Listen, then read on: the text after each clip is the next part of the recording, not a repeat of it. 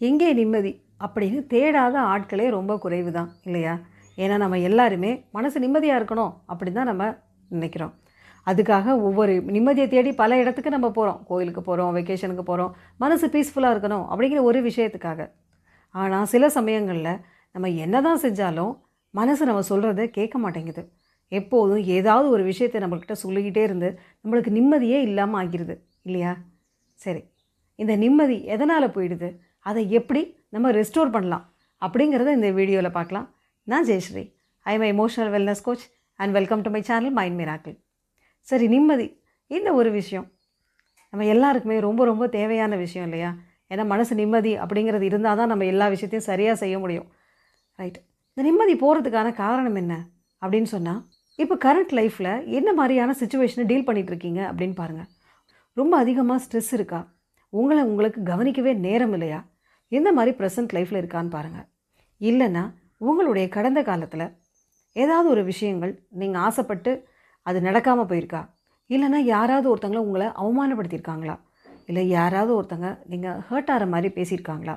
அது இன்ன வரைக்கும் உங்கள் மனசுக்குள்ளார ஆறாமல் இருக்கா? இன்ன வரைக்கும் நீங்கள் அவங்கள மன்னிக்காமல் இருக்கிறீங்களா அப்படிங்கிறதையும் பாருங்கள். பாஸ்ட்லேயும் எந்த பிரச்சனையும் இல்லை, இல்லை கரண்ட் லைஃப்பில் ப்ரெசன்ட் லைஃப்பில் எந்த பிரச்சனையும் இல்லை அப்படின்னா, இன்னும் சில பேருக்கு எதிர்காலத்தை நினச்ச பயம் அதிகமாக இருக்கும். யாராவது ஒரு விஷயம் ஏதாவது ஷேர் பண்ணால் கூட இது நம்மளுக்கு நடந்துருப்போம் அப்படிங்கிற இனம் தெரியாத பயம் வந்துடும். யாராவது ஒருத்தங்க பெரிய ஒரு சீரியஸான ஹெல்த் இஷ்யூ இருக்குது அப்படின்னு சொல்லி கேள்விப்பட்டால் கூட, ஐயோ நம்மளுக்கு அந்த மாதிரி ஆகிட்டா என்ன பண்ணுறது அப்படின்னு ஒரு பயம் வந்துடும் அவங்களுக்கு.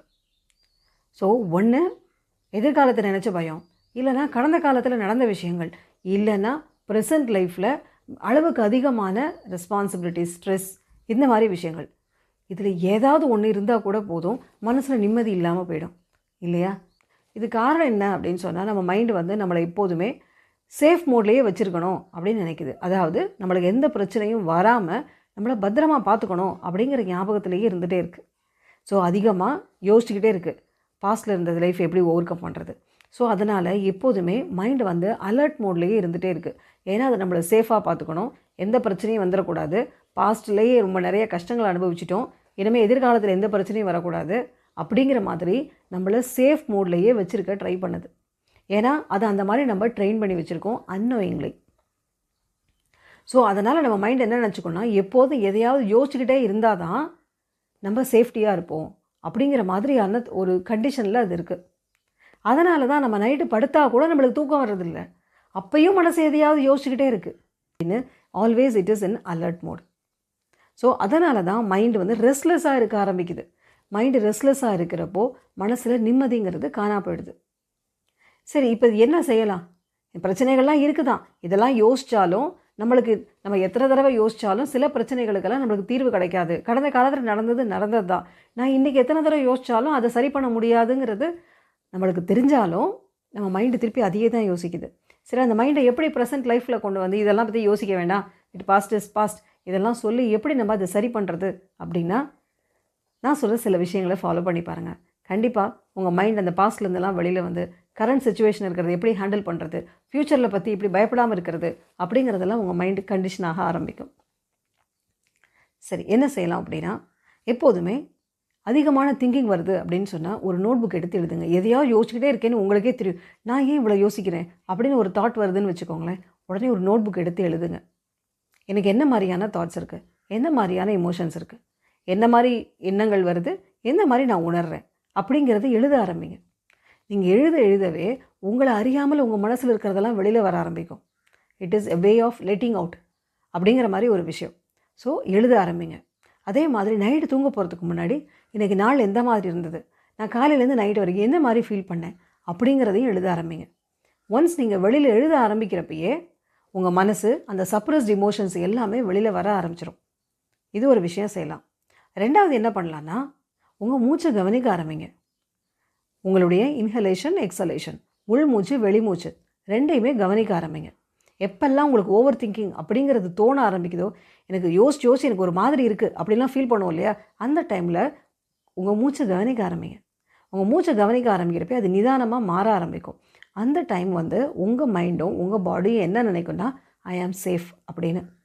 ஏன்னா நிதானமான மூச்சு அப்படிங்கிறதுனா it's an indication that you are safe. நீங்கள் பத்திரமா இருக்கிறீங்க, நீங்கள் சேஃபாக இருக்கீங்கிறதோட அடையாளம் தான் நிதானமான மூச்சு. ஸோ உங்கள் மூச்சை நிதானமாக நீங்கள் கவனிக்க ஆரம்பிங்க. ஸோ இதை செய்யலாம். இது அந்த ஓவர் திங்கிங் டைமில் மட்டும் இல்லை, இது ஒரு டெய்லி ப்ராக்டிஸாகவே நீங்கள் வச்சுக்கலாம். காலையில் எழுந்திரிச்சோன்னே ஒரு 5 மினிட்ஸ் உங்கள் மூச்சை கவனிக்கிற பயிற்சியை வச்சுக்கலாம். அதே மாதிரி நைட்டு தூங்க போகிறதுக்கு முன்னாடியும் 5 மினிட்ஸ் உங்களுடைய மூச்சை கவனிங்க. ஸோ இது ஒரு டெய்லி ப்ராக்டிஸாக வச்சுக்கிறப்போ நீங்கள் எப்போல்லாம் ரெஸ்ட்லெஸ்ஸாக ஃபீல் பண்ணுறீங்களோ ஆட்டோமேட்டிக்காக உங்களால் உங்கள் மூச்சை கவனிக்கிற அந்த ஆக்டிவிட்டியை உங்களால் செய்ய முடியும். ஸோ இதையும் செய்யுங்க. அடுத்தது நான் சொல்கிறேன் ஹோஓபனோபனோ மெடிடேஷன். அதை நைட்டு தூங்க போகிறதுக்கு முன்னாடி ஒரு 5 டைம்ஸ் ஆர் 7 டைம்ஸ், அதாவது I am sorry, please forgive me, thank you and I love you, இந்த ஹோஓபனோபனோ மெடிடேஷனையும் சேர்த்து நீங்கள் பண்ணுங்கள். அப்படின்னா you are addressing your subconscious mind. So இந்த 3 விஷயங்களையும் நீங்கள் தொடர்ந்து செய்கிறப்போ, அதாவது எப்பெல்லாம் உங்களுக்கு மைண்டு ரெஸ்ட்லெஸ்ஸாக இருக்கோ நான் என்ன யோசிக்கிறேன், என்ன மாதிரி இமோஷன்ஸ் வருதுங்கிறது எழுத ஆரம்பிங்க. அடுத்தது உங்களுடைய மூச்சை கவனிக்க ஆரம்பிங்க. அதே மாதிரி ஹோஓபனோபனோ மெடிடேஷனை செய்ய ஆரம்பிங்க. இந்த 3 விஷயங்களும் உங்கள் மைண்டை வந்து ப்ரெசன்ட் அவேர்னஸுக்கு கொண்டு வரும். எப்பயோ நடந்தது பற்றி இல்லாமல், இல்லை எதிர்காலத்தை பற்றி யோசிக்காமல் ப்ரெசன்ட் மொமெண்ட்டுக்கு கொண்டு வரக்கூடிய அந்த விஷயங்கள். இப்படி செஞ்சாலே உங்கள் மைண்டு ரிலாக்ஸ் ஆக ஆரம்பிக்கும். ரெஸ்ட்லெஸ்னஸ், அதாவது படபடப்பு அப்படிங்கிறது குறைய ஆரம்பிக்கும். ஸோ ஆட்டோமேட்டிக்காக ரெஸ்ட்லெஸ்னஸ் குறையிறப்போ மனசு நிம்மதி அப்படிங்கிற ஒரு விஷயம் தானாக வர ஆரம்பிக்கும். அதனால் மனசில் நிம்மதி வேணும் அப்படின்னு நினச்சிங்கன்னா இந்த ஆக்டிவிட்டீஸையும் சேர்த்து செய்யுங்க. ஸோ இந்த மாதிரி செய்கிறப்போ நீங்கள் உங்களுடைய மனசு பீஸ்ஃபுல்லாக மாற ஆரம்பிக்கும். ஆரோக்கியமான மனமே அற்புதமான வாழ்க்கையை நடித்தலும். இந்த வீடியோ உங்களுக்கு பிடிச்சிருந்ததுன்னா லைக் பண்ணுங்கள்.